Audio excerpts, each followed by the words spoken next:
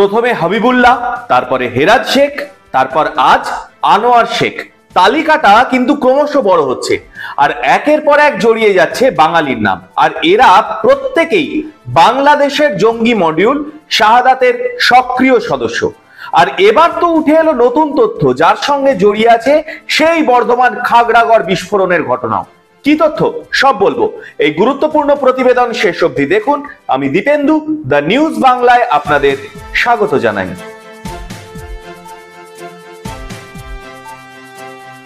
2014 সালের অক্টোবরে বর্ধমানের খাগড়াগড়ে জঙ্গি ডেরায় বিস্ফোরণের দুদিনের মধ্যেই মঙ্গলকোটের শিমুলিয়া গ্রামের মাদ্রাসার সঙ্গে যোগসূত্র পাওয়া গিয়েছিল। কাকসায় বাংলাদেশের জঙ্গি সংগঠন আনসার উল ইসলামের শাহাদাত মডিউলের খোঁজ মিলতেই আবারও নাম জড়ালো পূর্ব বর্ধমান জেলার মঙ্গলকোটের।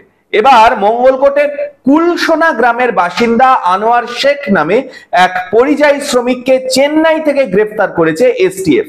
যদিও আনোয়ারের গ্রেফতারের খবর শুনেই হতবাক তার পরিবার পরিজন থেকে কুলসোনা গ্রামের বাসিন্দারা।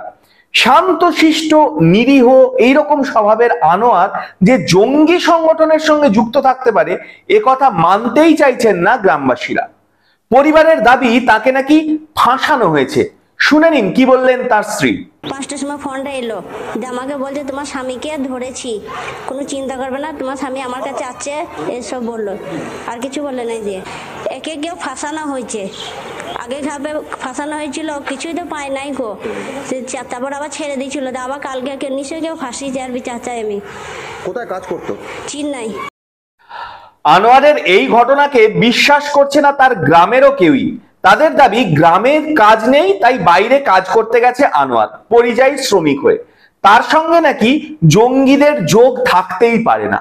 কাল সন্ধ্যার দিকে খবর পেলাম, খবরটা পেলাম যে ওখানে যারা গ্রেপ্তার করেছেন ওনারা এদের বাড়িতে ফোন করেছে।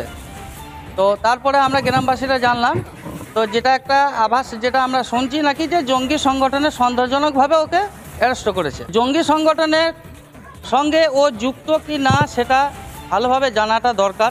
আর জঙ্গি সংগঠন বলে আমাদের এখানে কোনো জিনিস নাই, কোনো প্রমাণ দিতে পারবে না। বিশেষ করে এই কুলসোনা গ্রাম বা এই মঙ্গলকোটের মধ্যে প্রমাণিত আজ পর্যন্ত কোনো দিন কেউ দিতে পারে নাই, আজও পারবে না। বাইরে যেতে হচ্ছে, রুটি রোজগারের অভাবে যেতে হচ্ছে। পশ্চিমবাংলায় যা আমাদের যা জনসংখ্যক, তাতে তো বাইরে তো একটু যেতেই হবে। আহা হা হা, ভাজা মাছ উল্টে খেতে জানে না। কিন্তু একই লোক 10 বছর আগেও জঙ্গি মামলায় জড়িয়ে আবার 10 বছর পরে আবারও সেই একই জঙ্গি মামলায়।